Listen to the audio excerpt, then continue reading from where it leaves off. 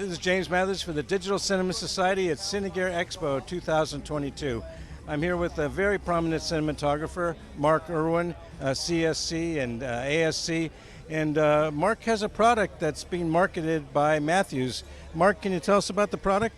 I'd love to. This is a product that fits with Ronford tripods and O'Connor tripods, the heavy-duty tubular ones, and these are kind of the workhorse of every rental house and every camera crew throughout. It's the only tripod I've ever used. These are the best tripods in the business. However, they had pretty well the worst spreader in the business. And when you have to try to get them back in the case, it's terrible. Well, yeah, because these spreaders would be held on with bungee cords. They were stamped metal that would kind of sleeve like this and always enrage ACs because you pick up the tripod with the camera on it and the spreader would fall off.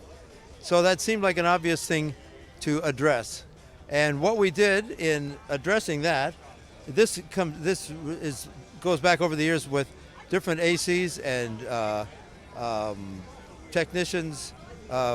My cousin, who's a CNC welder, everyone had input as to what this. Gary Yoshino was one assistant I had who was instrumental in designing ideas, and we culminated it all in what you see underneath here. And this spreader is designed to go off the floor or off the ground, and that was the whole purpose, to get the scratch and scrape spreader airborne, and so it no longer would scratch and scrape, or even laying on concrete would sharpen it like a Ginsu knife. That was lead to scratches on the carpets or scratches on wooden floors. So we redesigned it that used all of the Ronford elements. We didn't change anything in the Ronford tripod.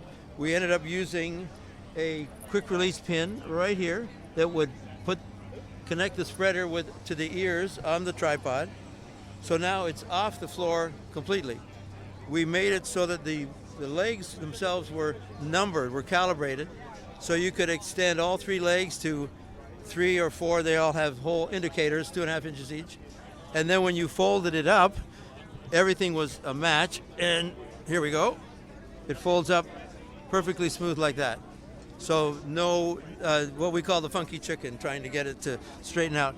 The main thing we did though, aside from getting this level, so now this will take a lot of weight, and I tell my ACs, put the battery on that. That's a free sandbag. There's a little recessed handle, so you can lift it up like that. Or if you're already loaded up top, you can just pick it up like that and fold it. But the main thing we did was to address the spikes, which are kind of in many ways, a kind of medieval thing. It's a carryover from the 1800s or the 1500s, as far as I know. But a tripod with giant spikes to fit into the earth. We kind of shoot everywhere now, in gymnasiums, in expensive houses, in people's backyards, on the street. You don't want to scratch things everywhere. So we decided this is what we'll do. So the spikes, we address the spikes not by getting rid of them, but adapting them. And this is the spike to spud adapter. The spike goes in there, lock it in with these grub nuts, and then you have a spud, which if you're a grip inclined, you can grab it and secure it that way, or simply put on the rubber chair tip. It's not a crutch tip, it's not spongy, it's a really solid piece of rubber that would live on there the whole time, and it would sit. Imagine this is the floor, it would sit like that, or this, depending on the angle of the tripod.